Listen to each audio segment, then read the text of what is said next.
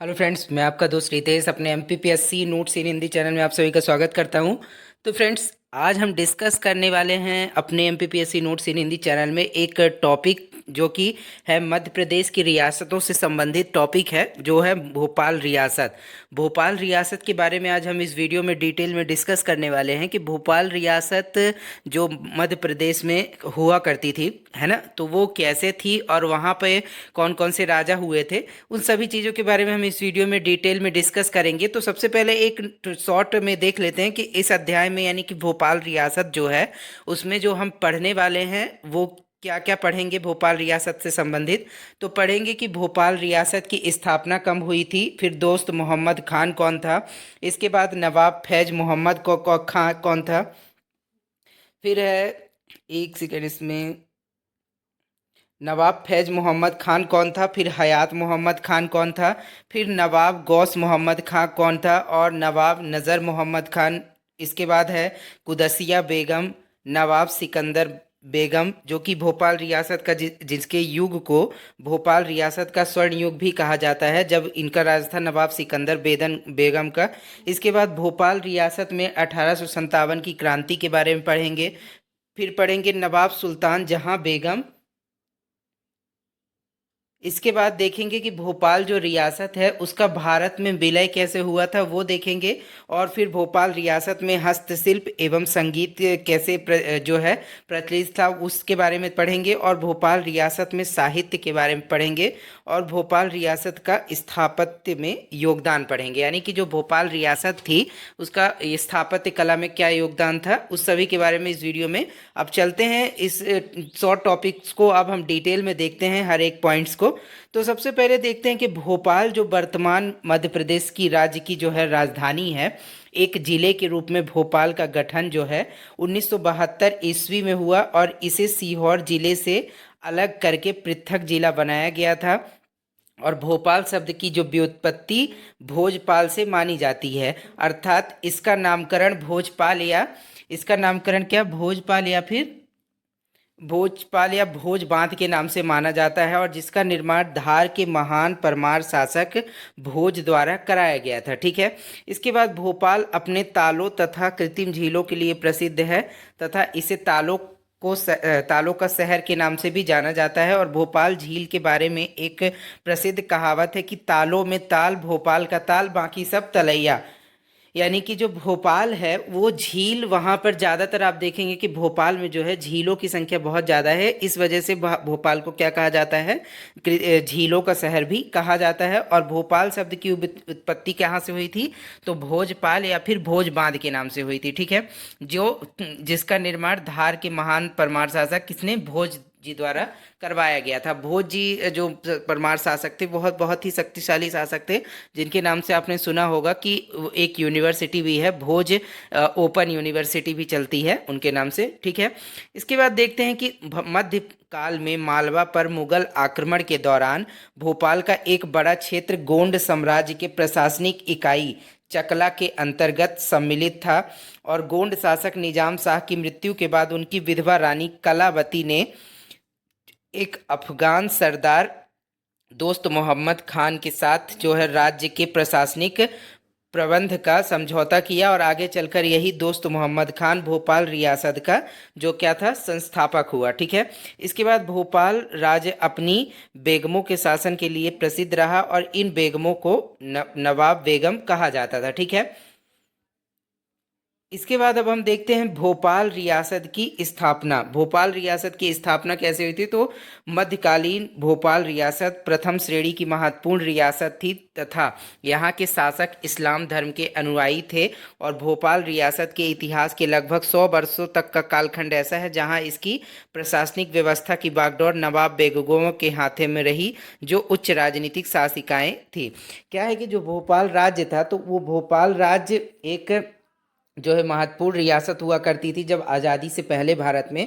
और जब इसका भोपाल रियासत के कालखंड में एक ऐसा भी कालखंड आया था, काफ़ी लंबा दौर, जहाँ पर कि महिला शासकों के द्वारा जो है भोपाल राज्य में क्या किया गया था, शासन किया गया था। और उनके शासन को जहाँ पर महिला शासन किया करती थी, तो उस समय के जो पीरियड था, ठीक है, टाइमिंग था, तो वो बहुत ही महत्वपूर्ण माना जाता है भोपाल रियासत के स्थापना में या फिर भोपाल रियासत की जो बढ़ने में, ठीक है। इसके बाद भोपाल रियासत के जो प्रमुख नवाब हुए थे वो कौन कौन से थे, तो दोस्त मोहम्मद खान थे, ठीक है, जो कि 1723 से 1726 ईस्वी तक थे। फिर नवाब यार मोहम्मद खान थे। इसके बाद नवाब फैज मोहम्मद खान बहादुर थे। फिर नवाब हयाद मोहम्मद खान बहादुर हुआ करते थे। इसके बाद नवाब गौस मोहम्मद खान बहादुर थे। ये प्रमुख भोपाल रियासत के जो प्रमुख रूप से जिनका नाम बहुत ज़्यादा चर्चा में रहता है, उनका जो है ये प्रमुख, ठीक है, नवाब थे। इसके बाद जो है बेगमों का शासन, जो जैसा कि मैंने ऊपर भी आपको बताया कि जो बेगमों का शासन का कालखंड था भोपाल रियासत में, वो काफ़ी महत्वपूर्ण था, ठीक है, भोपाल रियासत के लिए। तो इन्हीं बेगमों का शासन जो है 19वीं और 20वीं शताब्दी के मध्य शासन किया गया था इन बेगमों के द्वारा, जिसमें प्रमुख कौन कौन सी हैं, कुदसिया बेगम हैं, फिर नवाब सिकंदर जहां बेगम हैं, इसके बाद शाहजहां बेगम हैं, फिर सुल्तान जहां बेगम हैं, और फिर है कौन, नवीब हमीदुल्ला खान। जो नवीब हमीदुल्ला खान है वो, ठीक है, क्या है कि इनका जो शासन था नवीब हमीदुल्ला खान का, ये 1926 ईस्वी से भारत संघ में विलय होने तक इनका शासन था। यानी कि ये जो नवीब हमीदुल्ला खान थे, ये चूंकि बेगम नहीं थे, ये अंतिम शासक थे भोपाल रियासत के, ठीक है। तो इस वजह से यहाँ पर ये मेंशन कर दिया गया है कि नवीब हमीदुल्ला खान जो थे वो अंतिम शासक थे भोपाल रियासत के, ठीक है। तो आप सबसे पहले देखते हैं दोस्त मोहम्मद खान। दोस्त मोहम्मद खान जो कि जिनको कहा जाता है कि ये जो संस्थापक हुआ करते थे किसके, भोपाल रियासत के, ठीक है। तो उनके बारे में सबसे पहले पढ़ेंगे कि वो दोस्त मोहम्मद खान जो हैं का जन्म अफगानिस्तान के नगर खैबर के तिराह क्षेत्र के मिर्जई खेल कबीले में हुआ था, और इनके पिता का नाम क्या था, नूर मोहम्मद खान। इसके बाद दोस्त मोहम्मद खान ने भोपाल रियासत की स्थापना 1724 ईस्वी में की थी, और दोस्त मोहम्मद ने भोपाल के पास एक नगर कोट तथा किला बनवाया जिसे फतेहगढ़ के नाम से जाना जाता है। और दोस्त मोहम्मद की मृत्यु जो है 1726 ईस्वी में हुई थी। दोस्त मोहम्मद खान जो थे वो कहाँ से बिलोंग करते थे, तो वो अफगानिस्तान क्षेत्र से आए हुए थे, ठीक है। और इन्होंने भोपाल रियासत की स्थापना कब की थी, तो 1724 में। कई बार ये क्वेश्चन पूछा जा चुका है कि भोपाल रियासत की स्थापना किसके द्वारा की गई थी, तो दोस्त मोहम्मद खान के द्वारा। और कब की गई थी तो भोपाल रियासत की स्थापना, तो 1724 ईस्वी में की गई थी, ठीक है। तो क्या है कि अब हम देखते हैं कि इनका योगदान कैसा था भोपाल रियासत में, दोस्त मोहम्मद खान का, ठीक है। भोपाल रियासत के संस्थापक के रूप में दोस्त मोहम्मद खान को हम देखेंगे कि यानी कि जो जिसे संस्थापक माना जाता है भोपाल रियासत का, कि जिनके द्वारा भोपाल रियासत की स्थापना रखी गई, तो उनके संस्थापक के रूप में कैसा था, कैसे थे दोस्त मोहम्मद खान जी। तो दोस्त मोहम्मद खान भारत आकर प्रारंभ में मुजफ्फरनगर जिले में लोहारी जलालाबाद नामक ग्राम में आकर बसे, जहां से वे आगे शाहजहांबाद गए। यहां आकर वे मुगल फौज में सम्मिलित हुए और औरंगजेब और मीर फजुल्लाह के आदेश पर तरजी वेग से ग्वालियर में युद्ध किया इन्होंने, और उसके सेनापति कास्को खान को मार गिराया। तत्पश्चात उसे मालवा जाने का अवसर प्राप्त हुआ। क्या है कि जब प्रारंभ में ये दोस्त मोहम्मद खान भारत में आए थे, तो इन्होंने मुगल फौज में क्या हुआ, ये क्या हो गए थे, और मुगल फौज के कहने पर ही, आदेश पर ही औरंगजेब के, क्या किया इन्होंने, तरजी वेग से ग्वालियर में क्या किया, युद्ध किया, और उसके सेनापति तरजीवेग के जो सेनापति कास्को खान को क्या किया, मार गिराया। उसके बाद ये मालवा चले गए, ठीक है। इसके बाद मालवा आकर इन्होंने सीता मऊ के शासक के यहाँ नौकरी कर ली, और आगे चलकर वे मालवा के तत्कालीन सूबेदार के अधीन कार्यरत हुए, तथा कुछ समयोपरांत दोस्त मोहम्मद खान ने बैरसिया परगने की मंगलगढ़ की रानी ठाकुर आनंद सिंह की माता के यहाँ शरण प्राप्त की, और ये सोलंकी राजपूत महिला थी, तथा दोस्त मोहम्मद खान की ईमानदारी एवं चरित्र से प्रभावित थीं एवं दोस्त मोहम्मद खान को अपना पुत्र कहकर संबोधित करती थीं। और रानी की मृत्यु के बाद संपूर्ण संपदा दोस्त मोहम्मद खान को प्राप्त हुई और वे वेरेसिया चले गए। क्या है कि दोस्त मोहम्मद खान जो थे मालवा गए, वहाँ से फिर उन्होंने क्या किया, सीतामऊ के जो शासक थे वहाँ पर उन्होंने नौकरी कर ली। और वहाँ की जो सीतामऊ के शासक की जो माता जी थी वो काफ़ी पसंद किया करती थी, वो एक ठाकुर परिवार या सोलंकी परिवार से बिलोंग करती थी। ठीक है, तो जब उन्हें दोस्त मोहम्मद खान को काफ़ी पसंद करती थी उनकी ईमानदारी निष्ठा से, तो फिर जब उनकी मौत हो गई तो उनकी सारी संपदा जो है, धन संपत्ति किसको मिल गई, दोस्त मोहम्मद खान को मिल गई। और उसे लेकर के दोस्त मोहम्मद खान कहाँ चले गए, तो बैरसिया चले गए। ठीक है, इसके बाद केंद्रीय मुगल सत्ता के बिखरने से राज्य में अव्यवस्था फैली तथा चोर डाकुओं का उत्पात बढ़ने लगा, जिसे दबाने में मालवा के चांद खेड़ी तालुका के अधिकारी यार खा असफल रहे।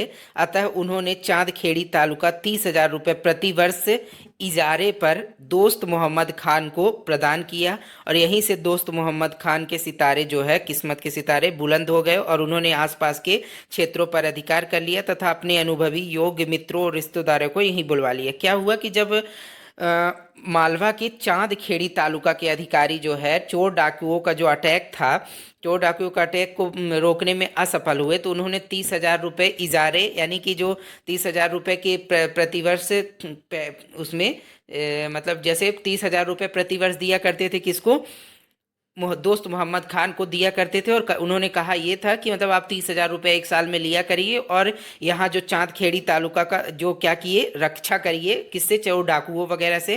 ठीक है, तो यहीं से क्या हुआ कि जब उन्हें इतना पैसा मिला और इतना क्षेत्र की देखभाल करने की जो मिल गई, दोस्त मोहम्मद खान को इजाज़त मिली, तो यहीं से उनकी जो है किस्मत बदल गई। उन्होंने धीरे धीरे इसका फ़ायदा उठाया और अपने क्षेत्र का विस्तार किया। और क्षेत्र का जब उन्होंने विस्तार किया तो उनके जो भी रिलेटिव्स वगैरह रहते थे अफगानिस्तान में या जो भी भारत में आके रह रहे थे, तो उनको वो उन्होंने उसी क्षेत्र में बुला लिया और धीरे धीरे अपने साम्राज्य का कुछ कुछ हिस्सा जो है बढ़ाते बढ़ाते सभी को अपने अपने क्षेत्र में बांटते गए। ठीक है, इसके बाद दोस्त मोहम्मद ने अपने गुप्तचरों की मदद से होली की रात्रि पर पारसून के राज्य पर अधिकार कर लिया, जिसमें दोस्त मोहम्मद खान का यश और कीर्ति चारों ओर फैल गई। और इसके बाद के प्रमुख घटनाक्रमों में दोस्त मोहम्मद खान के प्रमुख कार्य कौन कौन से थे, तो खिचीवाड़ तथा उमतवाड़ा के लुटेरों का दमन, जगदीशपुर के देवरावंशी लुटेरे शासकों का दमन इत्यादि। इन्हीं जगदीशपुर के राजपूत सरदारों की लाशों को तहाल नदी में फेंकने के कारण नदी का नाम हलाली नदी पड़ गया तथा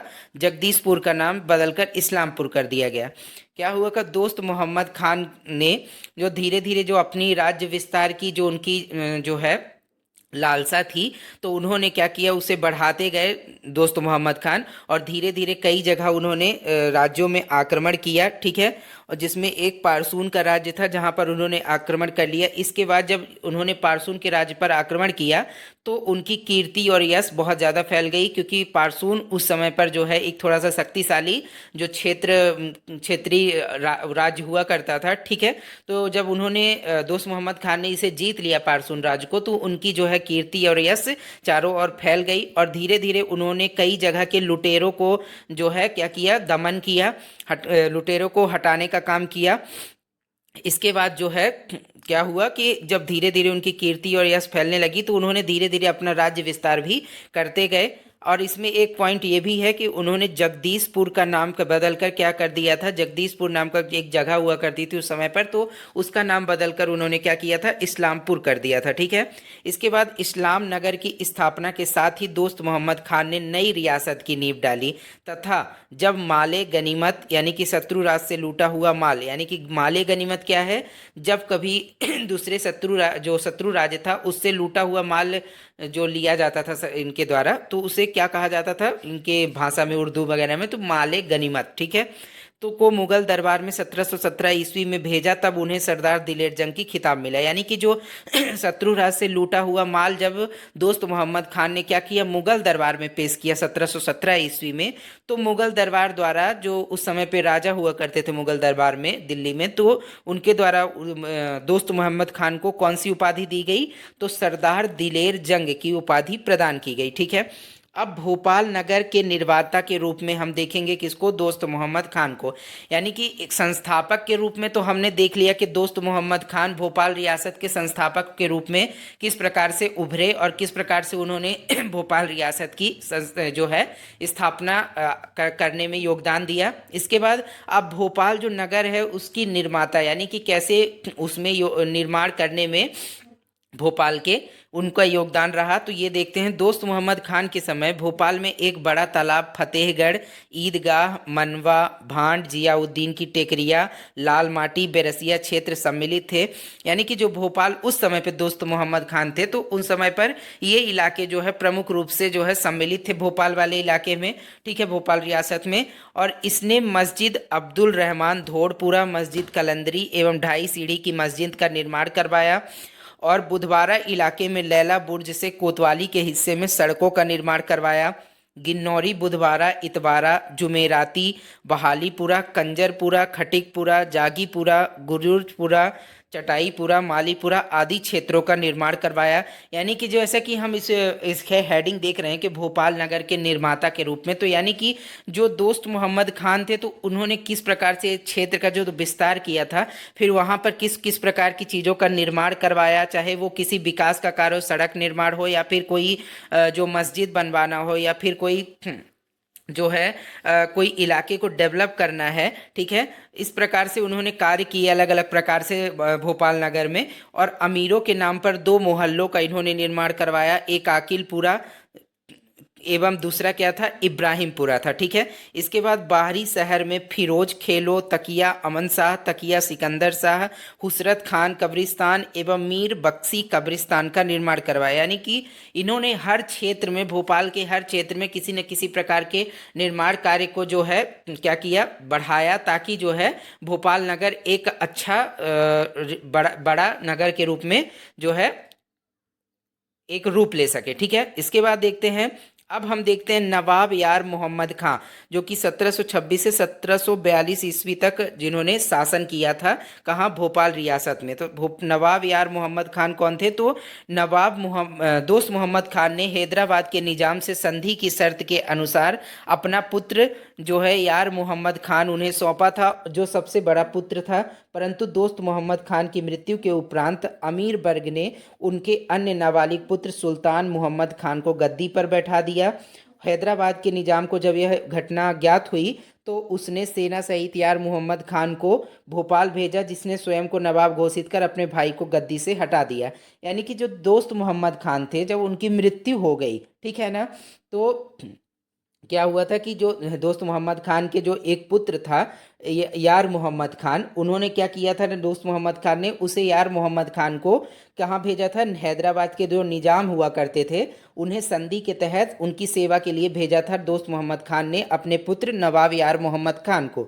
लेकिन जब दोस्त मोहम्मद खान की मृत्यु हो गई तो जो उनका पुत्र नवाब यार मोहम्मद खान था, जो कि हैदराबाद के निजाम के यहाँ रह रहा था, तो उसको दोस्त मोहम्मद खान की मृत्यु के बाद निजाम जो है राजा ना बना करके भोपाल रियासत की जो अमीर वर्ग के लोग थे उन्होंने किसे जो सुल्तान बना दिया भोपाल रियासत का, तो दोस्त मोहम्मद खान के जो छोटा पुत्र था सुल्तान मोहम्मद खान, उसको गद्दी पर बिठा दिया अमीर वर्ग ने भोपाल के, ठीक है। इससे क्या हुआ कि जो हैदराबाद का निजाम था वो खफा हो गया, और उसने क्या किया कि जो दोस्त मोहम्मद खान के जो बड़ा वाला पुत्र था यार मोहम्मद खान, उसे क्या किया, सेना सहित भोपाल भेजा और कहा कि भाई तुम जाओ और वहाँ पे आक्रमण कर दो और तुम खुद को वहाँ का नवाब घोषित कर दो, ठीक है। तो नवाब यार मोहम्मद खान ने क्या किया, फिर उसने सेना के साथ भोपाल में आया और अपने छोटे भाई को गद्दी से हटा करके खुद को नवाब उसने घोषित कर दिया।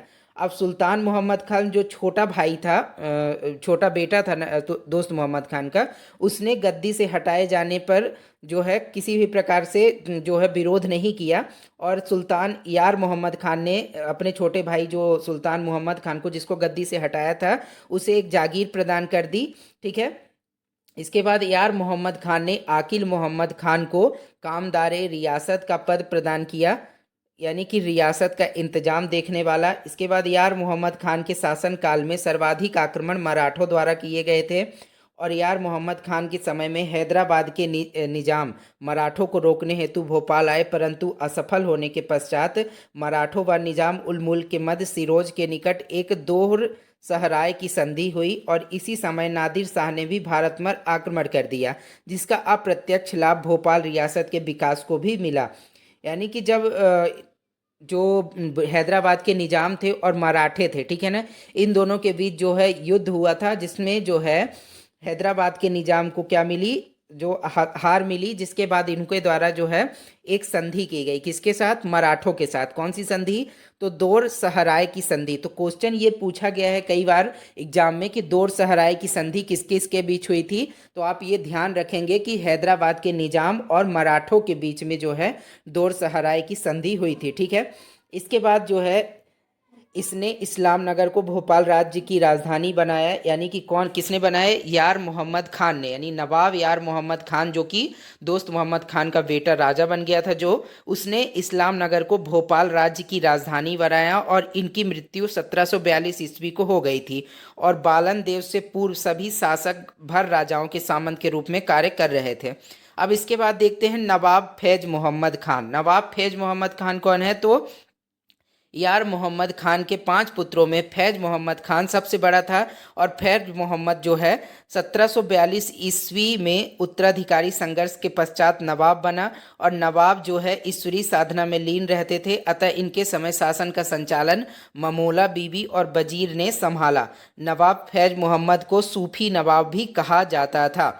क्वेश्चन ये पूछा जाएगा आपसे कि किस जो है भोपाल रियासत के शासक को सूफी नवाब के नाम से जाना जाता था, तो 4 ऑप्शन देगा, जिसमें जो है सही आंसर क्या होगा, नवाब फैज मोहम्मद खान, ठीक है ना। नवाब फैज मोहम्मद खान जो है उनका नाम था, जो सूफी नवाब के नाम से जाना जाता था, जिसके और इनकी मृत्यु 12 दिसंबर 1777 ईस्वी में हो गई थी, ठीक है। इसके बाद कौन बना राजा, तो हयात मोहम्मद खान। हयात मोहम्मद खान कौन था, तो फैज मोहम्मद की मृत्यु होने पर उनके भाई हयात मोहम्मद खान का भूतपूर्व नवाब की विधवा सालेहा बेगम से उत्तराधिकार संघर्ष हुआ। तत्पश्चात 30 जनवरी 1778 ईस्वी में हयात मोहम्मद खान नवाब बना और इन्होंने अपना प्रधानमंत्री फौलाद खान को बनाया, जो कि मूलतः एक गोंड था, ठीक है। और ये भी अपना ज़्यादातर समय धार्मिक क्रियाकलाप पर व्यतीत करते थे तथा शासन संचालन पर विशेष ध्यान नहीं देते थे। और नवाब हयात मोहम्मद एक अकर्मण्य शासक था तथा इसके समय राज्य तथा दरबार में षड्यंत्रों का सिलसिला प्रारंभ हो गया और इसकी मृत्यु 1808 ईस्वी में हो गई। तो हयात जो जो फैज मोहम्मद खान था, उसकी मृत्यु जब हो गई तो उसके भाई हयात मोहम्मद खान का जो क्या हुआ, संघर्ष हुआ किसके साथ, जो फैज मोहम्मद खान की विधवा थी सालेहा बेगम, उससे उत्तराधिकार संघर्ष हुआ, यानी कि राज्य को लेकर कि हम कौन गद्दी पर बैठेगा। लेकिन बाद में जो है हयात मोहम्मद खान जो है 1778 ईस्वी में गद्दी पर बैठ गया, ठीक है। और इसने अपना प्रधानमंत्री किसको बनाया था, फौलाद खान को, ठीक है। और इसकी जो है ये भी बहुत ज़्यादा ध्यान नहीं देता था शासन वगैरह करने पर, ये भी धार्मिक गतिविधियों में व्यतीत रहता था, ठीक है। और इसी के समय पर जो षड्यंत्र, दरबार में षड्यंत्रों का सिलसिला प्रारंभ हो गया था, यानी कि जो शासन में या सरकार में काफ़ी लोग हुआ करते थे वो आपस में षड्यंत्र कर रहे थे, ये देखते हुए कि भाई इस शासक का तो वैसे भी मन नहीं लगता है, तो हम क्यों षड्यंत्र करके किसी दूसरे को बैठाएं या खुद बन जाएं, ऐसा करके षड्यंत्र वगैरह चल रहा था इसके समय पे। और मृत्यु कब हो गई थी, तो 1808 ईस्वी में, 1808 ईस्वी में इसकी मृत्यु हो गई थी, ठीक है। अब देखते हैं नवाब गौस मोहम्मद खान। नवाब गौस मोहम्मद खान जो है 1808 से 1827 ईस्वी तक जो है शासन इसने किया, ठीक है। ये नवाब हयात मोहम्मद खान के बाद गद्दी पर बैठा और इनके समय वजीर मोहम्मद जौन कौन था, प्रधानमंत्री पद पर नियुक्त हुआ वजीर मोहम्मद। इसके इनके समय सत्ता वास्तविक रूप से वजीर मोहम्मद खान के हाथों में थी तथा इसके बाद से नवाब नाम मात्र की सत्ता रह गई, यानी कि जो नवाब गौस मोहम्मद खान था उसके समय पर जब इसने सत्ता संभाली तो उस समय पर नवाब का जो पद हुआ करता था वो एक सिर्फ नाम मात्र का पद रह गया था, ठीक है। बाकी सत्ता का जो बागडोर कौन संभालता था, वजीर संभालता था, ठीक है, जो उसे प्रधानमंत्री उस समय पे माना जाता था, ठीक है। और 1816 ईस्वी में वजीर मोहम्मद की मृत्यु के बाद इनके छोटे पुत्र नजर मोहम्मद प्रधानमंत्री बना और गौस मोहम्मद खान की मृत्यु जो है 1827 ईस्वी में हुई, तब वह नाम मात्र के नवाब की उपाधि के साथ रायसेन के किले में रहा। यानी कि जो वजीर मोहम्मद प्रधानमंत्री के पद पर था नवाब गौस मोहम्मद के समय पर, जब वजीर मोहम्मद की भी मृत्यु हो गई तो उसके छोटे पुत्र नजर मोहम्मद खान कौन बना, वहाँ का भोपाल रियासत का प्रधानमंत्री बना। ठीक है। और इसके बाद जो है गो नवाब गौस मोहम्मद खान, जो इसकी मृत्यु कब हो गई थी, 1827 में। और उस समय जब ये मृत्यु हुई तो ये सिर्फ नाम मात्र का नवाब था, और उस समय इसका जीवन जो कहाँ ये व्यतीत कर रहा था, रायसेन के किले में। ठीक है। अब देखते हैं कौन है नवाब नज़र मोहम्मद खान। नवाब नज़र मोहम्मद खान कौन है? तो नवाब नज़र मोहम्मद खान वही है जो कि प्रधानमंत्री के पद पर था भोपाल रियासत में। किसके समय पे? नवाब गौस मोहम्मद खान के समय पे। ठीक है। तो 20 मार्च 1816 में नज़र मोहम्मद खान नवाब की उपाधि के साथ गद्दी पर बैठ गया। यानी कि ये प्रधानमंत्री हुआ करता था, लेकिन बाद में इसने क्या किया, गद्दी को हथिया लिया और नवाब के पद उपाधि के साथ इसने क्या किया, भोपाल रियासत की गद्दी पर ये बैठा। कब बैठा? तो 1816 ईस्वी में ये बैठा था, कि उसके गौस मोहम्मद खान के जीवित रहते हुए भी। ठीक है। और नजर मोहम्मद ने गौहर बेगम से विवाह किया, जिनका प्रचलित नाम क्या था? कुदसिया बेगम। अब हम देखेंगे कि जो कुदसिया बेगम यहाँ पे नाम आ गया है, तो अब हम आगे चल के क्या देखेंगे, अब आगे चल के हम देखने वाले हैं कि कैसा जो है बेगमों का शासन जो है भोपाल रियासत में प्रारंभ होता है। तो अब इसने, जो नज़र मोहम्मद खान था, इसने क्या किया था, विवाह किया था, किससे किया था? कुदसिया बेगम से। ठीक है। जिसका नाम गौहर बेगम भी था। और 11 नवंबर 1819 को नज़र मोहम्मद खान इस्लाम नगर में दुर्घटना बस जो है क्या किया, मारा गया। इसके बाद कुदसिया बेगम का शासन आता है। ठीक है। बेगमों का शासन अब प्रारंभ होता है। और कुदसिया बेगम 1818 से 1837 ईस्वी तक इनका राज्य था। और ये नवाब गौस मोहम्मद खान की पुत्री थी, तथा इनका मूल नाम क्या था? गौहर बेगम था। और नवाब नजर मोहम्मद खान की मृत्यु के बाद भोपाल के ब्रिटिश राजनीतिक प्रतिनिधि हेनले ने हेनले ने 1818 में राज्य की संपूर्ण शक्तियां किसको प्रदान कर दी? गौहर बेगम को। ठीक है। गौहर बेगम यानी कि कुदसिया बेगम, जो अब इनको शक्ति प्राप्त हो गई कहाँ की? भोपाल रियासत की। कब? 1818 में। किसकी मृत्यु के पश्चात? इनके पति जो है नजर मोहम्मद खान की मृत्यु के पश्चात इनको सारी शक्ति मिल गई। और इनके समय में भोपाल में महिलाओं के शासन का महान युग प्रारंभ होता है। और अशिक्षित होते हुए भी महत्वपूर्ण प्रशासनिक सुधारों की नींव इनके द्वारा डाली गई। यानी कि इनके में महत्वपूर्ण बात क्या थी कि ये शिक्षित नहीं थी, अशिक्षित थी, उसके बावजूद भी इन्होंने महत्वपूर्ण रूप से कई प्रशासनिक कार्य जो है की नींव भोपाल रियासत में डाली। और कुदसिया बेगम ने पर्दा त्याग करके शासन संचालन का कार्य किया। यानी कि पर्दा प्रथा छोड़ दी और शासन को संचालन करने का कार्य किया भोपाल रियासत में कुदसिया बेगम ने। जन कल्याणकारी कार्यों के अंतर्गत जल स्रोतों का इन्होंने निर्माण करवाया, भोपाल शहर में पानी की लाइनों का जाल बिछाया तथा पंपिंग स्टेशन बनवाए। इस कार्य के लिए जनवन इंजीनियरों को राज्य में इन्होंने नियुक्त किया, जिसमें डेविड कुक नामक एक प्रमुख इंजीनियर था। और इन्होंने धार्मिक कार्य करते हुए दान दिए तथा जामा मस्जिद का निर्माण भी इन्हीं के द्वारा कराया गया। और इसका निर्माण 1835 से 1857 ईस्वी तक चलता रहा। किसका? जामा मस्जिद का। और फ्रेंच यात्री रूजवेल्ट ने जामा मस्जिद के विषय में इनकी प्रशंसा की है। और इन्होंने भोपाल राज्य के हज यात्रियों के लिए मक्का मदीना में भी यात्री गृहों का निर्माण करवाया। और 1837 ईस्वी में गौहर बेगम ने राजकाज से अवकाश ले लिया तथा उन्हें 5 लाख रुपए के पेंशन के रूप में दिए जाने लगे। यानी कि जो कुदसिया बेगम थी, कई प्रकार के इन्होंने अपने राज्य शासन में कई प्रकार के भोपाल रियासत में निर्माण का कार्य करवाए, चाहे वो जल स्रोतों का निर्माण करवाना हो, पाइपलाइन बिछाने का काम हो, या मस्जिद का निर्माण हो, जो एशिया की सबसे बड़ी मस्जिद जिसे कहा जाता है जामा मस्जिद, उसका निर्माण करवाना हो। ठीक है। तो इन सभी निर्माण कार्यों में भी इनका जो बहुत बहुत महत्वपूर्ण रोल था। इसके बाद इन्होंने जो भोपाल राज्य के हज यात्री थे, यानी कि जो मक्का मदीना जाने वाले, सऊदी अरब के मक्का मदीना में हज करने, उनके लिए भी इन्होंने मक्का मदीना में क्या बनवाया? यात्री गृहों का निर्माण करवाया, ताकि जो भोपाल रियासत के लोग हज की यात्रा करने जाते हैं मक्का मदीना में, तो वो वहाँ पर यात्री गृहों में रह सके। ठीक है। और लास्ट में जब ये इनका बाद में इन्होंने 1837 ईस्वी में क्या किया, राजकाज से अवकाश ले लिया। ठीक है। और इन्हें तब 5 लाख रुपए पेंशन के रूप में दिए जाने लगे। अब इसके बाद नवाब जहांगीर मोहम्मद खान, 1827 से 1844 ईस्वी तक इनका शासन था। तो नजर मोहम्मद खान का कोई पुत्र न होने के कारण ब्रिटिश सरकार ने नजर मोहम्मद के भतीजे मुनीर मोहम्मद की नजर मोहम्मद की पुत्री सिकंदर बेगम से शादी करवाकर गौहर बेगम की रिजेंसी के नीचे गद्दी पर बैठने का प्रस्ताव दिया। तत्पश्चात मुनीर मोहम्मद गद्दी पर बैठा, परंतु 1827 ईस्वी में विवाद के चलते ब्रिटिश सरकार ने मुनीर मोहम्मद के छोटे भाई जहांगीर मोहम्मद को गद्दी पर बिठा दिया और सिकंदर बेगम की शादी जहांगीर मोहम्मद से हुई। आगे चलकर गौहर बेगम तथा जहांगीर मोहम्मद में विवाद हो गया और 1837 में गौहर बेगम ने पॉलिटिकल एजेंट के कहने पर अवकाश ग्रहण कर लिया। और नवाब जहांगीर मोहम्मद योग प्रशासक एवं विद्या प्रेमी थे और कला विद्वानों को जो है संरक्षण प्रदान करते थे। और सबसे पुराना विद्यालय सीहोर हाई स्कूल था, जिसकी स्थापना 1835 ईस्वी में की गई थी, जिसमें फारसी, संस्कृत, हिंदी आदि भाषाओं का ज्ञान दिया जाता था। और इनकी मृत्यु 9 दिसंबर 1844 ईस्वी में हुई।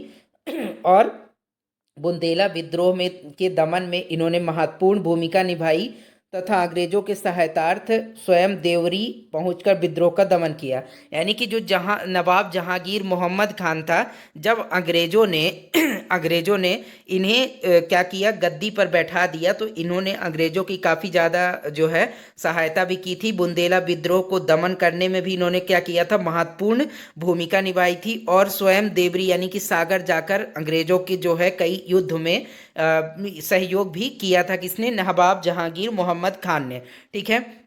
इसके बाद कौन आया, नवाब जहांगीर मोहम्मद खान के बाद कौन आता है, नवाब सिकंदर बेगम। नवाब जहांगीर की बेगम यानी कि जो पत्नी थी उनकी, नवाब सिकंदर बेगम, जिनके युग को क्या कहा जाता है, भोपाल रियासत का स्वर्ण युग कहा जाता है। और इनकी जो है शासन कब से कब तक इन्होंने किया था, नवाब सिकंदर बेगम ने, तो 1847 से 1868 के बीच इन्होंने शासन किया भोपाल रियासत में। और नवाब जहांगीर मोहम्मद की मृत्यु तथा शाहजहां बेगम, नवाब जहांगीर मोहम्मद खान की पुत्री जो थी, उनकी अल्पायु होने के कारण 27 जुलाई 1847 ईस्वी में सिकंदर बेगम भोपाल की शासिका बनी। और इनके शासनकाल में भोपाल रियासत ने अभूतपूर्व उन्नति की, इसलिए इनके शासनकाल को क्या कहा जाता है, भोपाल रियासत का स्वर्ण युग कहा जाता है। यानी कि इन्होंने कई ऐसे ऐसे काम किए भोपाल रियासत में जो कि पहले कभी हुए नहीं थे, और काफ़ी बड़े बड़े काम किए, जिसके कारण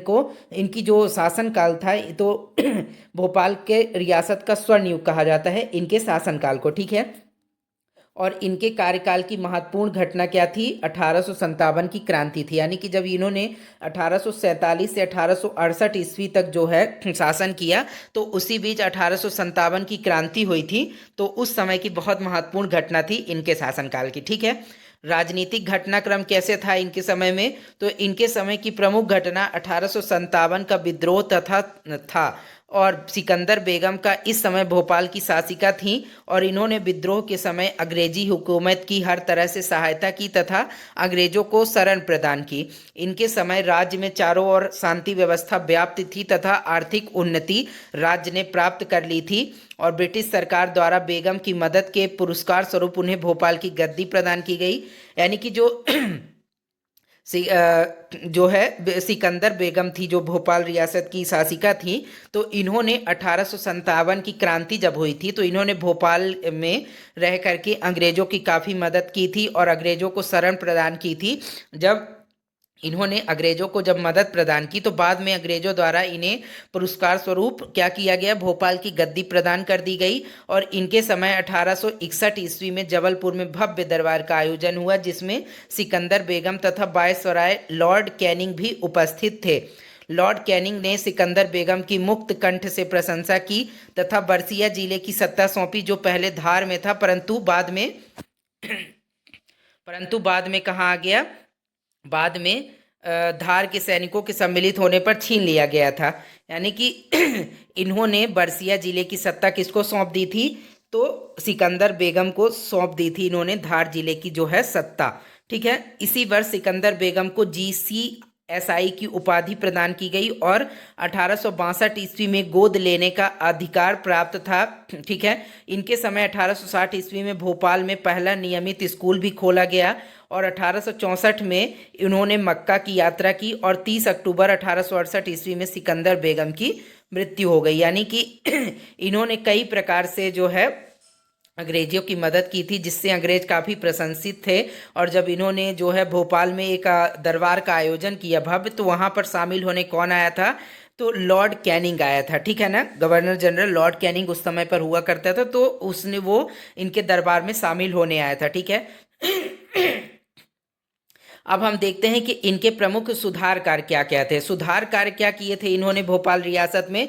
तो सिकंदर जहां बेगम का काल भोपाल रियासत का स्वर्ण युग माना जाता है, स्वर्ण काल माना जाता है, और दोस्त मोहम्मद खान से लेकर वजीर मोहम्मद खान तक का कार्यकाल रियासत के विस्तार एवं सुदृढ़ीकरण का काल था। तो बेगमों का काल प्रशासनिक और आर्थिक सुधारों का काल माना जाता है, और इनमें भी बेगम सिकंदर जहां के कार्यकाल में अनेक सुधार हुए जो कि निम्नलिखित हैं। सबसे पहला है सैन्य सुधार। सबसे पहला कौन सा सुधार किया गया था इनके द्वारा? तो सबसे पहला सुधार था सैन्य सुधार, जो कि उनका सर्वप्रथम सुधार रियासत की सेना का सुदृढ़ीकरण करना था। और इसके लिए इन्होंने जो है स्थायी सेना का गठन किया और सैनिकों के नियमित प्रशिक्षण और अनुशासन पर बल दिया। यानी कि जो सैनिक हुआ करते थे, जिनकी भर्ती इनके द्वारा की गई थी सैन्य में, सैनिकों में, तो वो सैनिकों की इनके द्वारा नियमित प्रशिक्षण कराया जाता था, ताकि वे जो है अपने कार्य में जो है अच्छी तरह से अपने कार्य को निभा सके। ठीक है, इसके बाद इन्होंने सैन्य संगठन में सुधार कर राज्य को 3 जिलों और 21 परगनों में विभाजित किया, जिसके तहत प्रत्येक जिले में एक नजीम और उसके अधीन एक आमिल और थानेदारों की नियुक्ति की जाती थी। और अन्य सुधारों के तहत इन्होंने सीमाओं की सुरक्षा का प्रयत्न किया तथा स्वयं सीमा निरीक्षण कर दीवारों तथा खंभों की बाड़ का निर्माण कराया। यानी कि जब ये बेगम हुआ करती थी भोपाल रियासत की शासिका, तो इन्होंने क्या किया, जो सुरक्षा के लिए, अपने राज्य की सुरक्षा के लिए अपने जो बॉर्डर हुआ करते थे भोपाल रियासत के, उस समय खुद ये निगरानी पर जाती थी और खंभों और दीवारों का निर्माण करवाया, ताकि ये राज्य को जो है सुरक्षा प्रदान कर सकें। ठीक है, और राजस्व सुधार, इसके बाद सैन्य सुधार के बाद जो राजस्व सुधार में इनका प्रमुख योगदान क्या था? तो राज्य की आय में वृद्धि करने का प्रयास इनके द्वारा किया गया और इसके लिए लगान वसूली का नया तरीका इजाद किया गया। लगान वसूली हेतु 50 सवार एवं 50 पैदल अधिकारियों की नियुक्ति की गई और उनके इन सुधारों से एक ही वर्ष में राज्य की कोष में 30 लाख रुपए जमा हुए। यानी कि जो टैक्स वसूली का कार्य इनके समय में किया गया, तो उसके लिए इन्होंने अलग अलग जो है कई सारे अधिकारियों को नियुक्त किया, जिससे क्या हो कि राज्य के टैक्स कलेक्शन में जो है वृद्धि हो। इसके लिए इन्होंने 50 सवार यानी कि घुड़सवार के माध्यम से जो टैक्स वसूलने जाएं और 50 पैदल अधिकारियों की नियुक्ति की। और जब इन्होंने इस प्रकार से नियुक्तियां की अलग अलग अधिकारियों की टैक्स वसूली के लिए, तो उससे क्या हुआ कि राजकीय कोष में, ठीक है, कितने पैसे जमा हो गए? 30 लाख रुपए एक ही साल के अंदर जमा हो गए। ठीक है, इसके बाद प्रशासनिक सुधार इनके द्वारा क्या किया गया? तो उन्होंने पुलिस बल का गठन किया तथा रियासत के प्रत्येक गांव में इनकी नियुक्ति की और उन्होंने राज्य के समस्त नियमों तथा कानूनों को लिपिबद्ध कराया। लिपिबद्ध यानी कि लिखवाने का काम किया किताब में, ठीक है, जो उनकी भविष्यगामी दृष्टि को दर्शाता है।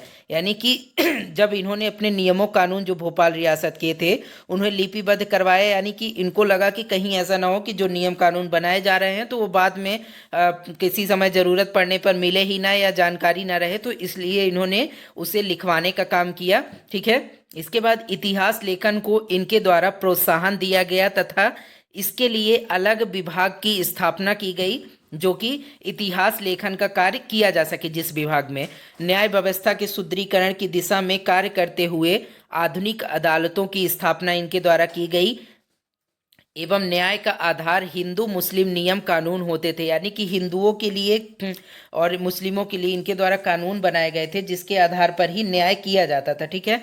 और उनका एक सर्व प्रमुख सुधार भोपाल में एक निजी कोष का निर्माण तथा टकसाल स्थापित करना था, और इनके द्वारा रियासत में डाक व्यवस्था की भी शुरुआत की गई थी, यानी कि डाक व्यवस्था जो है, यानी कि डाक इधर से उधर ले जाने का कार्य जो है करना इनके शासनकाल में किया गया था। इसके बाद जो है इनके द्वारा सामाजिक सुधार कौन कौन से किए गए थे, तो बेगम सहिष्णुता पूर्वक समस्त प्रजा से पुत्रवत स्नेह करती थी तथा प्रशासन में योग्यता को प्रोत्साहन देती थी। इसलिए एक हिंदू लाला किशन राम को न्याय और राजस्व विभाग का मंत्री बनाया गया। यानी कि जो सिकंदर बेगम थी जो, तो ये इस चीज को प्राथमिकता नहीं देती थी कि हर विभाग में मुस्लिमों को ही नियुक्त करना है, बल्कि ये योग्यता को जो है क्या करती थी, प्रोत्साहन देती थी। योग्य व्यक्ति यदि कोई है और उसे रखना है तो वो अच्छे विभाग में उसको रख लेती थी, योग्य व्यक्ति को, ना कि हिंदू मुस्लिम में ये फर्क करती थी, ठीक है। सिकंदर बेगम के शिक्षा के क्षेत्र में किए गए कार्य भी अग्रणी हैं, और उनका महिलाओं एवं लड़कियों की शिक्षा पर विशेष ध्यान था, और उन्होंने अरब एवं यमन से शिक्षकों को आमंत्रित करके यहाँ जागीरें प्रदान की थी कर दी थी।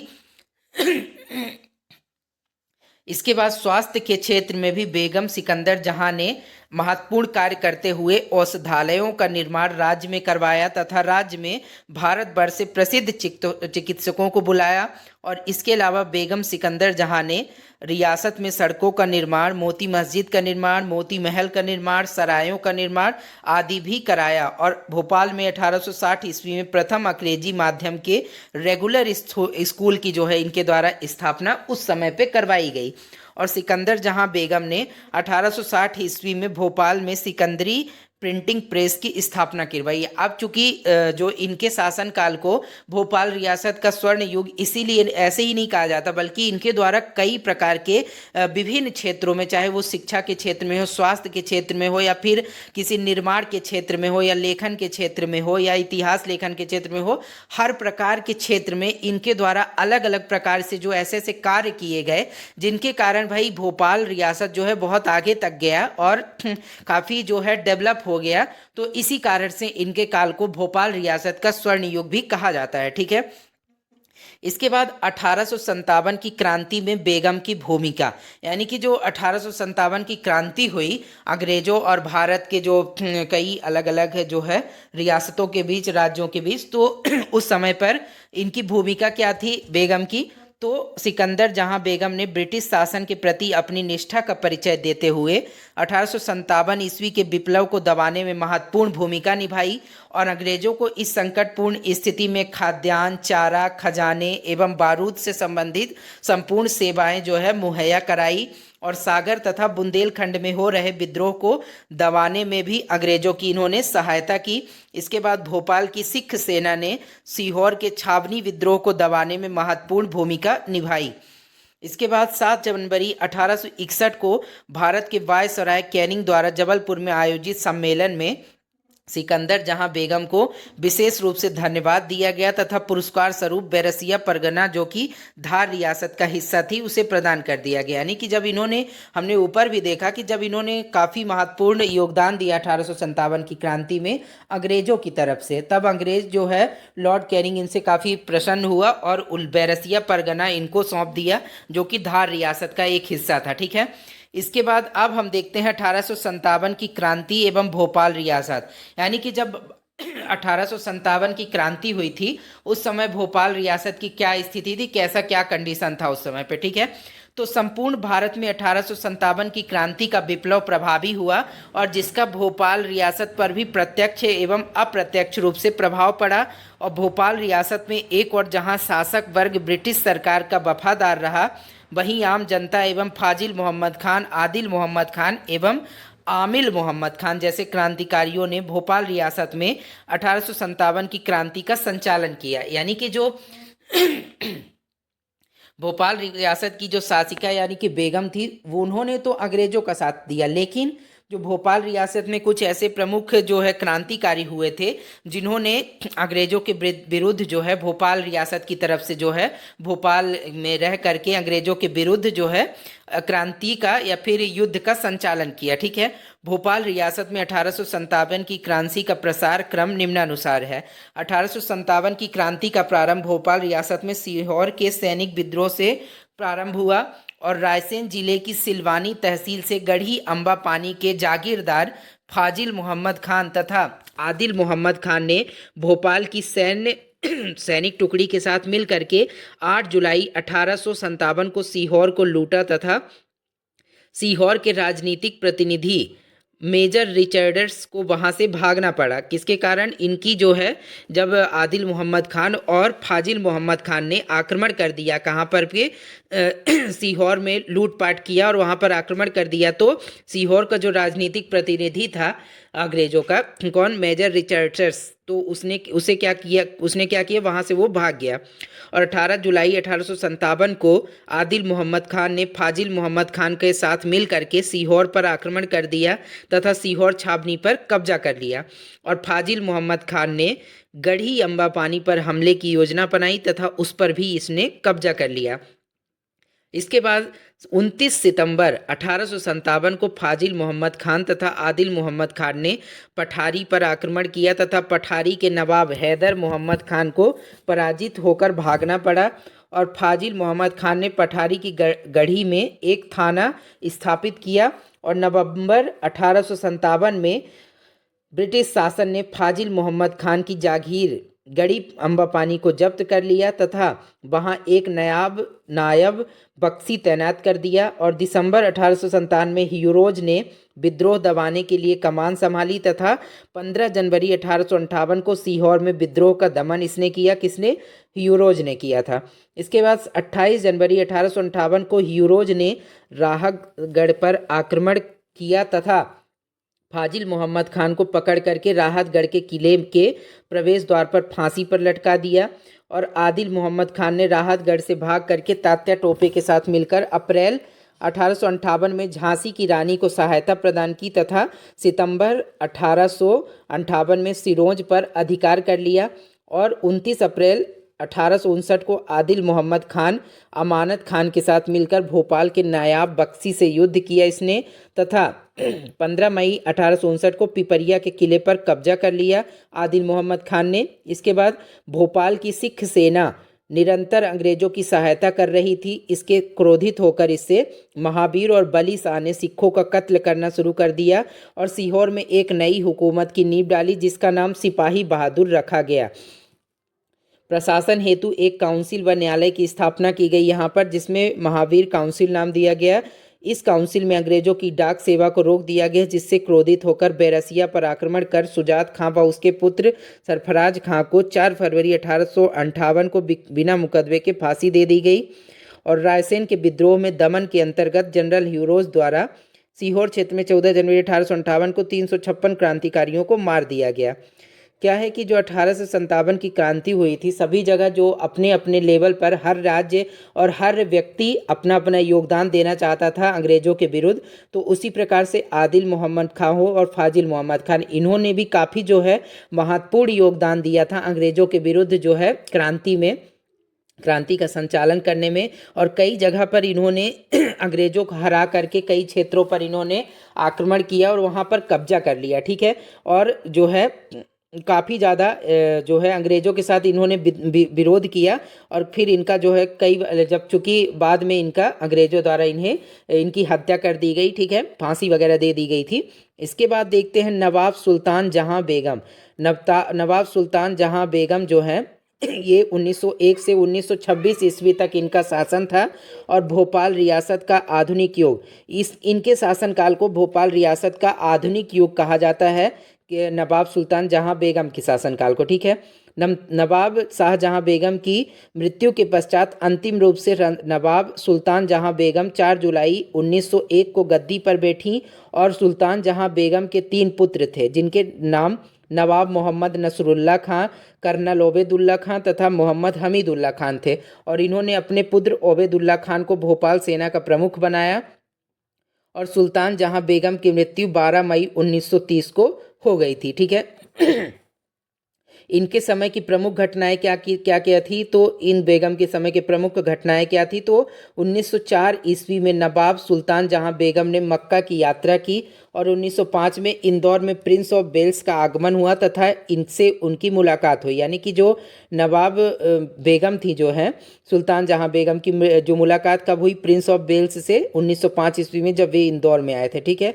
और 1909 में वायसराय मिंटो भोपाल आए और 1910 ईस्वी में बेगम सुल्तान जहां को KCSI की उपाधि प्रदान की गई और 1911 ईस्वी में बेगम सुल्तान जहां सम्राट जॉर्ज पंचम के राज्यारोहण में समारोह में शामिल होने के लिए कहाँ गई थी, इंग्लैंड गई।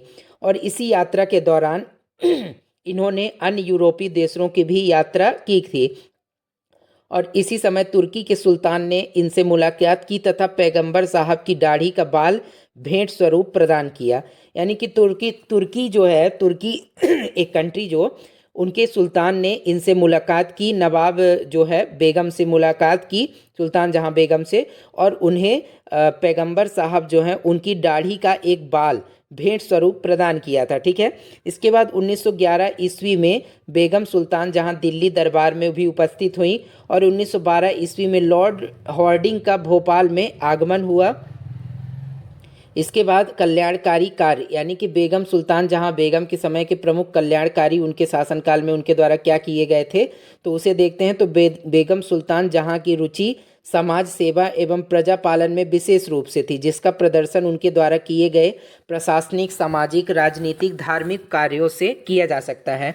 ये महिला सशक्तिकरण की प्रबल समर्थक थी, साथ ही प्रशासनिक एवं राजनीतिक रूप से भी दक्ष थी। इनके समय में भोपाल पुरातन इमारत अधिनियम 1919 के अंतर्गत सर्वप्रथम सांची तथा इसके बाद इस्लाम नगर के किले का महल को संरक्षित इमारत घोषित किया गया और विभिन्न क्षेत्रों में इनके कल्याणकारी कार्यों का विवरण निम्नलिखित है।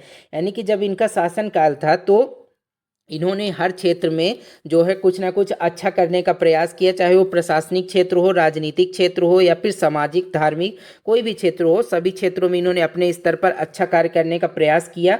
जिनमें से कुछ प्रमुख इनके जो कार्य थे अलग अलग क्षेत्रों में वो देखते हैं हम। तो सबसे पहले देखते हैं शिक्षा के क्षेत्र में। शिक्षा के क्षेत्र में बेगम ने शिक्षा के क्षेत्र में महत्वपूर्ण कार्य किए, खासकर स्त्री शिक्षा के को लेकर के किए गए आपके कार्य बहुत ही सराहनीय है। बेगम सुल्तान जहां तथा उनके खानदान की बहुओं ने स्त्री शिक्षा के लिए व्यक्तिगत खर्च से पैसे दान दिए तथा आदर्श स्कूल खोलने का प्रयास किया। और 1892 ईस्वी में शाहजहां बेगम ने लैंडविंड अस्पताल में दाईगिरी की शिक्षा को अनिवार्य कर दिया था और 1900 ईस्वी में उन्होंने हामिदिया पुस्तकालय प्रारंभ करवाया और सुल्तानिया कन्या विद्यालय की स्थापना इनके द्वारा की गई थी। और 1905 ईस्वी में अली मंजिल में prince of Wales lady club की इनके द्वारा स्थापना की गई तथा जो महिलाओं की शिक्षा से संबंधित था, यानी कि जो लेडी क्लब था, prince of Wales lady club, जो कि महिलाओं की शिक्षा से संबंधित था, उन्होंने जो है इसकी स्थापना करवाई थी बेगम सुल्तान जहां बेगम ने। इसके बाद इन्होंने अलीगढ़ मुस्लिम विश्वविद्यालय का प्रथम चांसलर भी इनको बनाया गया था। यानी कि जो अलीगढ़, यानी कि यूपी में जो कि मुस्लिम विश्वविद्यालय है, तो उसका प्रथम चांसलर भी किनको बनाया गया था, बेगम सुल्तान जहां बेगम को। ठीक है। इसके बाद औद्योगिक विकास के क्षेत्र में भी इनको योगदान महत्वपूर्ण है, जो कि भोपाल में सूती कपड़े का कारखाना इनके द्वारा स्थापित करवाया गया। इछावर तहसील में शक्कर कारखाने की स्थापना करवाई गई। इसके बाद आटा चक्की मिल की स्थापना भी इनके द्वारा भोपाल क्षेत्र में करवाई गई थी। और प्रशासनिक सुधार क्या क्या हुए थे इनके समय में, तो इन्होंने सत्ता संभालते ही सर्वप्रथम राज्य को 3 भागों में विभाजित कर दिया। कौन कौन से, निजामत ए जुनूब, निजामत ए मशरिक तथा निजामत ए मगरिब। इनका नामकरण दिशाओं के नाम पर किया गया तथा प्रत्येक विभाग में 9 तहसीलें शामिल थी। यानी कि जो प्रशासनिक सुधार के रूप में इनका जो प्रमुख कार्य क्या था, तो इन्होंने भोपाल रियासत को 3 भागों में डिवाइड कर दिया। ठीक है। कौन कौन से, तो निजामत ए जुनूब, निजामत मशरिक और निजामत मगरिब, जिनका जो नामकरण था कैसे किया गया था, तो दिशाओं के आधार पर किया गया था। और प्रत्येक जो 3 विभाग जो कि डिवाइड किया था, तो प्रत्येक विभाग में 9 तहसीलों को रखा था इनके द्वारा, ठीक है। और इन निजामतों को प्रमुख राजस्व अधिकारी नाजिम होता था और तहसीलदार नाजिम का सहयोगी था। इनके समय जन कल्याणकारी कार्यों के लिए पृथक विभाग एवं वकीले रियासत नामक कार्यालय होता था। यानी कि जन कल्याणकारी जो कार्य हैं उनको करने के लिए इनके द्वारा अलग विभाग बनाया गया था, ठीक है। जिसमें बस वकील ए रियासत नाम का एक कार्यालय होता था, जहां पर जन कल्याणकारी कार्यों को करने का कार्य किया जाता था, ठीक है। अब दफ्तर ए नज़ीर कार्यालय रियासत के अन्य विभागों के कार्यों का लेखा जोखा रखता था और इन्होंने कृषि एवं सैन्य क्षेत्र में भी प्रमुख सुधार किए तथा अपराध नियंत्रण हेतु अपराधियों की अंगुलियों के निशान रखना प्रारंभ किया। और सैन्य सुधारों के अंतर्गत सैन्य विभाग में एक जनरल, एक सैन्य सेक्रेटरी, 2 नायब बख्शी और 5 अन्य अधिकारी नियुक्त किए। और भोपाल की सैन्य वर्दी को सुख वर्दी कहा जाता था। यानी कि इनके द्वारा प्रशासनिक सुधार में भी जो है अलग अलग विभाग जो है बनाए गए, जो कि अलग अलग प्रकार से कार्य कर सके चाहे वो जन कल्याणकारी कार्यों का काम देखना हो या फिर सभी विभागों का लेखा जोखा रखने हो के लिए दफ्तर ए नज़ीर नाम का एक विभाग इनके द्वारा बनाया गया, ठीक है। और सैन्य सुधारों के लिए भी अलग अलग विभाग जो है और अलग अलग पद जो है इनके द्वारा अधिकारी नियुक्त किए गए थे। इसके बाद देखना है कि भारत में विलय, भोपाल रियासत जो है उसका भारत में विलय हुआ था। तो कैसे हुआ था भोपाल का रियासत का भारत में विलय?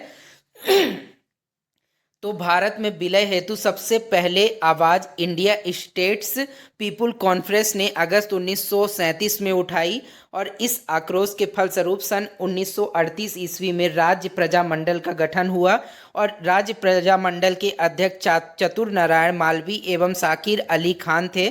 और इस मंडल का उद्देश्य रियासत में उत्तरदायी शासन स्थापित करना था। और प्रजामंडल द्वारा रियासत के रायसेन जिले के बरेली गांव से विलयन आंदोलन शुरू किया गया तथा इसकी उग्रता के कारण पुलिस बर्बरता का शिकार भी इन्हें होना पड़ा। अंततः रियासत एकीकरण की कार्यवाही के तहत भोपाल रियासत को समूह ग राज्य के रूप में भारत संघ में शामिल किया गया। यानी कि जो भारत में जब विलय हुआ भोपाल रियासत का, तो 4 कैटेगरी में, चूंकि जब भोपाल भारत में विलय हो रहा था राज्यों का, तो सभी राज्यों को 4 कैटेगरी में बांट दिया गया था। अलग अलग कैटेगरी बनाई दी थी, का, खा, गा और घा, ठीक है। तो भोपाल रियासत को किस कैटेगरी में रखा गया था विभाजन के समय? तो भारत संघ में समूह गा राज्य की कैटेगरी में रखा गया था भोपाल रियासत को, ठीक है। इसके बाद भोपाल रियासत में हस्तशिल्प एवं संगीत, तो भोपाल रियासत में हस्तशिल्प और संगीत का कैसा रोल था? तो दोस्त मोहम्मद खान अफगानी था तथा अतः अफगानी संस्कृति का प्रभाव भोपाल रियासत पर प्रत्यक्ष रूप से परिलक्षित होता था। और भोपाल रियासत का कला के क्षेत्र में मुख्य रूप से हस्तशिल्प एवं संगीत के क्षेत्र में महत्वपूर्ण योगदान रहा। और शायरी करने एवं लिखने की अनोखी शैली कैलीग्राफी का अभ्युदय इसी के समय पर हुआ था। यानी किसके समय पर? दोस्त मोहम्मद खान के समय पर, ठीक है। और घरों में पर्दों का प्रचलन भोपाल रियासत की एक प्रमुख देन थी। और तत्कालीन समय में बनात का निर्माण किया गया था, जिसे बांस की लकड़ी की पतली पतली तीलियों को जोड़कर बनाया जाता था। और शाहजहां बेगम के काल में महिलाओं के लिए परवीन बाजार का निर्माण कराया गया, जो मुख्यतः मखमल, चिकने कपड़ों आदि का बाजार था। वर्तमान समय में मृगनयनी एवं हाट बाजार इसी प्रकार के बाजार हैं। यानी कि वर्तमान में जो भोपाल में मृगनयनी बाजार और हाट बाजार लगते हैं, वो उसी समय से प्रचलन के रूप में आ रहे हैं, जो कि परवीन बाजार के नाम से शाहजहां बेगम के समय पर चलता करता था, ठीक है। और जरदोरी का काम भोपाल की पहचान है। जरी का काम किए हुए पर्स एवं बटुए को भोपाल पर्स और बटुए के नाम से जाने जाते हैं। साथ ही भोपाल नगर जरी के काम किए हुए जूते के लिए भी प्रसिद्ध है। भोपाल में जरी हस्तशिल्प इसलिए उन्नत हुआ क्योंकि यहाँ भोपाल की बेगमों ने महिलाओं की घरेलू शिक्षा एवं अन्य कलात्मक कार्यों के प्रशिक्षण की ओर पर्याप्त ध्यान दिया था। और इस हेतु कई प्रशिक्षण विद्यालयों की भी स्थापना करवाई। यानी कि जरी वगैरह का काम जो करने के लिए उस समय की बेगम, जो भोपाल रियासत की बेगमें थी, वो महिलाओं के जो प्रशिक्षण का कार्य किया करती थी, प्रशिक्षण देने का, जरी वगैरह के काम करने के लिए। ठीक है। और सुल्तान जहां बेगम ने भोपाल की हस्तशिल्प को दूर दूर क्षेत्रों में पहुंचाने के लिए इन हस्तशिल्प सामानों की प्रदर्शनी लगवाई और राज्य के मेहमानों को ये सामान भेंट स्वरूप भी प्रदान किए, जिससे इनका जो है पहुंच दूर दूर तक हो सके। ठीक है। इसके बाद भोपाल रियासत में साहित्य। भोपाल रियासत का प्रारंभिक साहित्य दोस्त मोहम्मद खान के रोज नामचा तथा दोस्त मोहम्मद खान के समकालीन राजा बड़ची की पांडुलिपियों से जो मिलता है। नवाब सिकंदर जहां बेगम के प्रति नवाब जहांगीर मोहम्मद खान को नवाब दूल्हा कहा जाता है, तथा इनकी कविताओं के संग्रह को क्या कहा जाता है? दीवाने दूल्हा कहा जाता है। जहांगीर मोहम्मद खान ने कविताओं के 2 संग्रह लिखे थे, पहला तालुल कलाम, दूसरा दीवाने शिरीन। इसके अतिरिक्त इन्होंने सिद्दीकी उल बयान की भी रचना की। इस पुस्तक से बाबर और शाहजहां के शासनकाल का विवरण तथा दिल्ली शहर के प्राचीन स्थापत्य की जानकारी मिलती है। और इन कविताओं का मुख्य विषय पर्यावरण, भारतीय उत्सव, ऋतुएं एवं मनुष्य का जीवन था। भोपाल में साहित्य का विकास मुख्यतः नवाब शाहजहां बेगम के शासनकाल से हुआ और उन्होंने नील उल अतर, जिला उल हैन, कल उल बारी नामक पुस्तकों का प्रकाशन करवाया था। यानी कि जो साहित्य का प्रचलन था, साहित्य का विकास, वो किसके समय में प्रमुख रूप से जो प्रारंभ हुआ? तो शाहजहां बेगम जो थी, नवाब शाहजहां बेगम, इनके शासनकाल में साहित्य का प्रमुख रूप से साहित्य का प्रारंभ माना जाता है। ठीक है। और शाहजहां बेगम द्वारा रचित तालुल इकबाल पुस्तक भोपाल के इतिहास को बताने वाली प्रथम पुस्तक है, जिसमें नवाब दोस्त मोहम्मद खान की भोपाल स्थापना से लेकर शाहजहां बेगम के शासनकाल तक का वर्णन है। तो कई बार ये क्वेश्चन पूछा जा चुका है कि भोपाल के इतिहास बताने वाली पुस्तक कौन सी है? तो ताजुल इकबाल नाम की एक पुस्तक है, जो कि भोपाल के इतिहास के बारे में बताती है। ठीक है।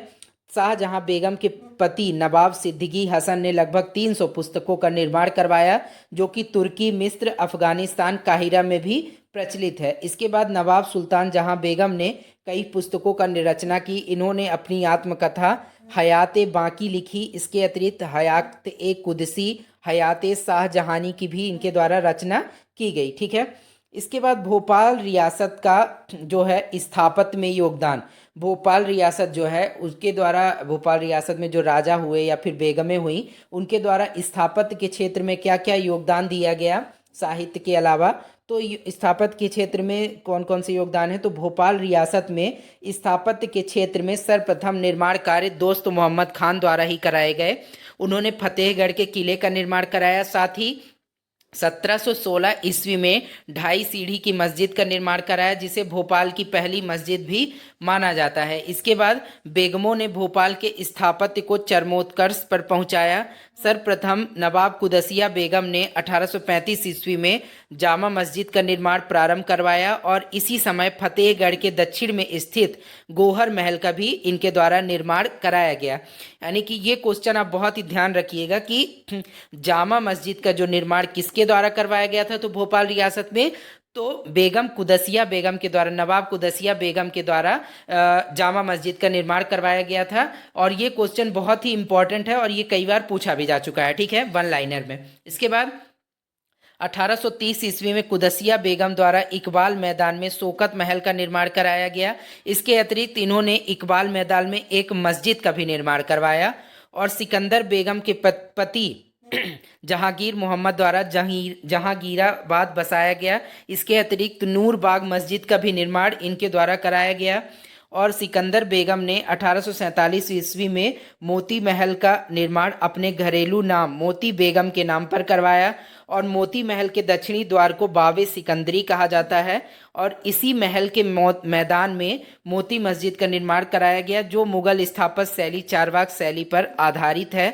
और खिरनी के पेड़ों की अधिकता के कारण इस मैदान को खिरनी वाला मैदान भी कहा जाता है। इसके बाद नवाब शाहजहां बेगम द्वारा विश्व प्रसिद्ध ताजुल मस्जिद का निर्माण कराया गया, जो मुगल बादशाह शाहजहां के द्वार दिल्ली में बनवाए गए जामा मस्जिद से समानता रखती। तो ताजुल मस्जिद जो है, भोपाल की जो प्रमुख मस्जिद ताजुल मस्जिद है, वो किससे समानता रखती है? तो दिल्ली की जो जामा मस्जिद है उससे समानता रखती है। कौन सी मस्जिद?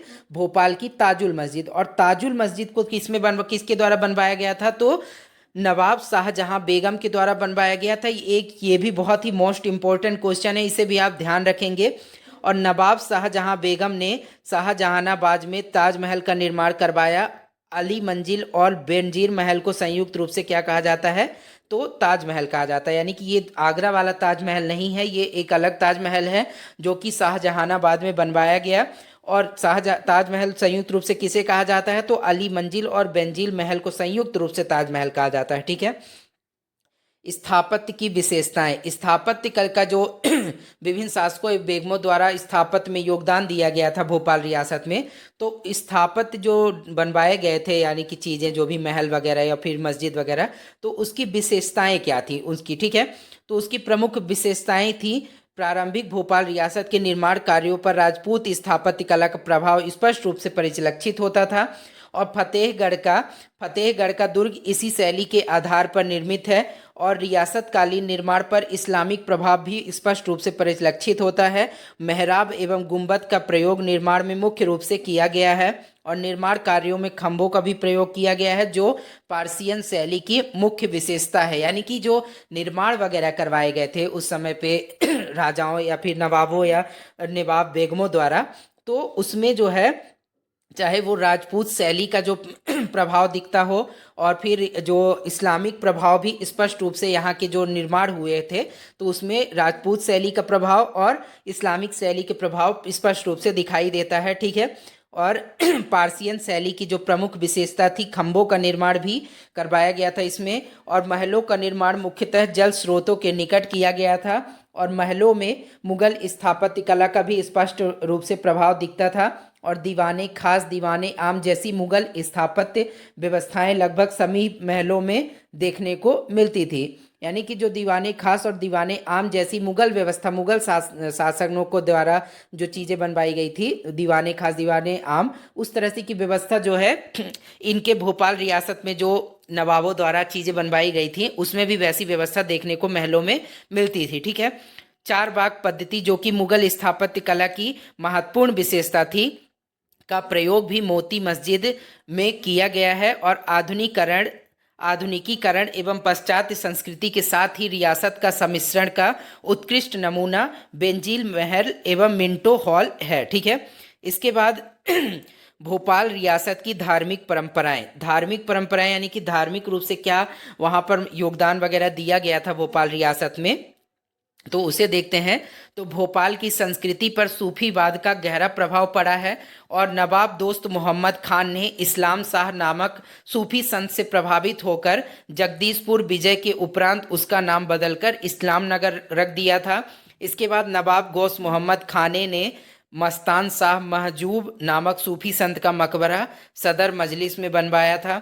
और भोपाल के बड़े तालाब के बीचों बीच टापू पर सूफी संत साले शाह दाता की मजार का निर्माण नवाब फैज मोहम्मद खान ने करवाया था, जो स्वयं कादरी संप्रदाय के अनुयायी थे।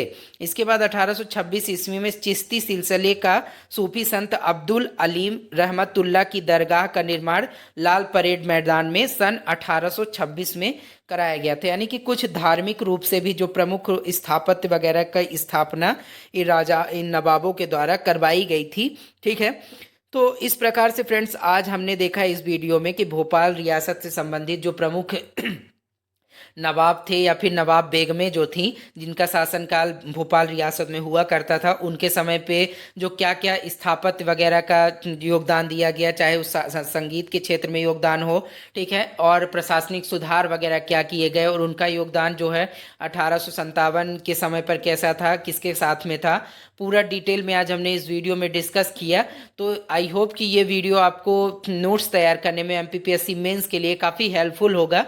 तो फ्रेंड्स आज के लिए इस वीडियो में इतना ही। अब हम किसी नेक्स्ट वीडियो में किसी नए टॉपिक पर डिस्कस करेंगे। तो आज के लिए फ्रेंड्स इतना ही। लास्ट तक वीडियो देखने के लिए thank you. Okay friends, bye bye.